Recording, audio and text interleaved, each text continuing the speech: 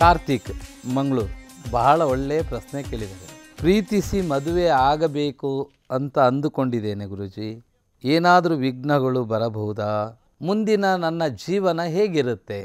5/12/2000 4 ಗಂಟೆ 33 ನಿಮಿಷ ಜನನ ಆದಂತಹ ದಿನ. ಉತ್ತರಾಭಾದ್ರ ನಕ್ಷತ್ರ, ಮೀನರಾಶಿ. ನೀವು ಹೇಳಿದ 1ನೇ ಪ್ರಶ್ನೆಗೆ ನನ್ನ ಒಂದು ಉತ್ತರ ಇದೆ. ಯಾವುದೇ ಒಂದು ವ್ಯಕ್ತಿಗಳಾಗಲಿ ಸ್ವಧರ್ಮಂ ನಿಧನಂ ಶ್ರೇಯಃ. ನಾವು ನಮ್ಮ ಮಾತಾಪಿತೃಗಳು ಯಾವ ಧರ್ಮವನ್ನು ಆಚರಿಸುತ್ತಾರೋ ಆ ಧರ್ಮದ ಸ್ತ್ರೀಯನ್ನು ನೀವು ಪ್ರೀತಿಸಿದರೆ ದೋಷ ಇರಲಿಕ್ಕಿಲ್ಲ. ಆದರೆ ನೀವು ಅದು ಮಾಡಿದ್ದೀರಿ ಅಂತ ಇದು ಹೇಳುವುದಿಲ್ಲ. ಧರ್ಮಕ್ಕೆ ವಿರುದ್ಧವಾದಂತಹ ಸ್ತ್ರೀಯ ಆತ್ಮೀಯತೆ ನೀವು ಗಳಿಸಿದಂತಹ ಮಾಡಿದಂತಹ ಯೋಗ ನಿಮ್ಮ ಜಾತಕದಲ್ಲಿ 2021ರಿಂದ ನನಗೆ ಕಾಣಿಸ್ತಾ ಇದೆ. ವಿಘ್ನಗಳು ಖಂಡಿತವಾಗಿ ಈ ಒಂದು ಬುಧ ಮಹಾರ್ದಶೆಯಲ್ಲಿ ಶುಕ್ರ ಭುಕ್ತಿ ನಡೆಯುವುದರಿಂದ ಅನಿವಾರ್ಯವಾಗಿ ನಿಮಗೆ ವಿವಾಹ ಆಗುವಂತಹ ಯೋಗಗಳು ಕಂಡುಬರುವ ಲಕ್ಷಣ ಇದೆ. ನಿಮಗೆ ವಯಸ್ಸು ಈಗ ಚಿಕ್ಕದು, 24 ವಯಸ್ಸು ನಡೀತಾ ಇದೆ. 24ನೇ ವಯಸ್ಸಿನಲ್ಲಿ ಪ್ರೇಮ ಪ್ರಕರಣ ಅಂತ ಹೇಳಿದರೆ ನಿಮ್ಮ ಭವಿಷ್ಯತ್ತನ್ನು ನಿರೂಪಣೆ ಮಾಡಿಕೊಳ್ಳುವುದು ಹೇಗೆ? ಪ್ರತಿಯೊಂದು ವಿಚಾರಕ್ಕೂ ಒಂದೊಂದು ಅದರದ್ದೇ ಆದಂತಹ ವಯಸ್ಸು ಅಂತ ಇರುತ್ತೆ. ಆಯಾಯ ವಯಸ್ಸಿನಲ್ಲಿ ಆಯಾಯ ವಿಷಯಗಳ ಬಗ್ಗೆ ಹೆಚ್ಚಿನ ಗಮನ ಕೊಟ್ಟಾಗ ನೀವು ಕೇಳಿದ್ದೀರಾ ಮುಂದಿನ ಜೀವನ ಹೇಗಿರುತ್ತೆ ಅಂದರೆ ಆವಾಗ ನಾವು ಚೆನ್ನಾಗಿರುತ್ತೆ ಅಂತ ಹೇಳ್ತೇವೆ.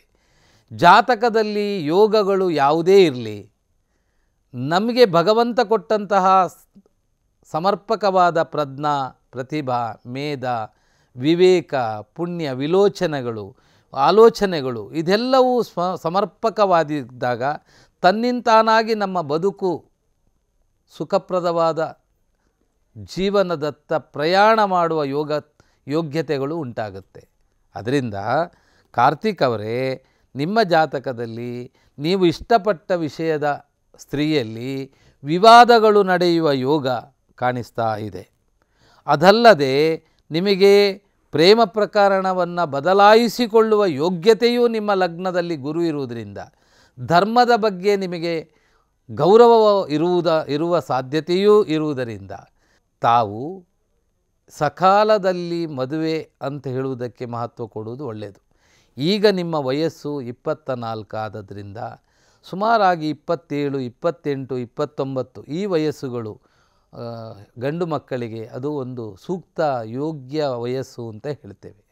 ಈಗ ನಿಮ್ಮ ಉದ್ಯೋಗದಕ್ಕೆ ಹೆಚ್ಚಿನ ಗಮನ ಕೊಟ್ಟು ಅದರಲ್ಲಿ ನಿಮ್ಮ ಸ್ಥಾನಮಾನಗಳನ್ನು ನೀವು ಚೆನ್ನಾಗಿಟ್ಟುಕೊಂಡು ನೀವು ವಿವಾಹ ಆದರೂ ನಿಮ್ಮ ಸ್ವಯಂಕೃತ ಸಂಪಾದನೆಯಲ್ಲಿಯೇ ಮಡದಿಯನ್ನು ಸಾಕುವ ಅಥವಾ ಮಡದಿಯೊಂದಿಗೆ ಬದುಕುವ ಯೋಗಗಳು ನಮ್ಮ ಸ್ವಯಂಕೃತವಾದ ಸಂಪಾದನೆಯಲ್ಲಿ ಇದ್ದಾಗ ಮಾತ್ರ ಅದಕ್ಕೆ ಧನ್ಯತೆಯ ವ್ಯಕ್ತಿತ್ವವನ್ನು ಗಳಿಸಿದ್ದೇವೆ ಅಂತ ಹೇಳಲಿಕ್ಕೆ ಸಾಧ್ಯತೆ ಇದೆ. ಅದರಿಂದ ಕಾರ್ತಿಕ್ ಅವರೇ, ಶಾಸ್ತ್ರ ಯಾವಾಗಲೂ ಒಂದು ವ್ಯಕ್ತಿಯ ಬದುಕಿನ ಶ್ರೇಯಸ್ಸಿನ ಬಗ್ಗೆ ಮಾಹಿತಿಯನ್ನು ಕೊಡುತ್ತೆ.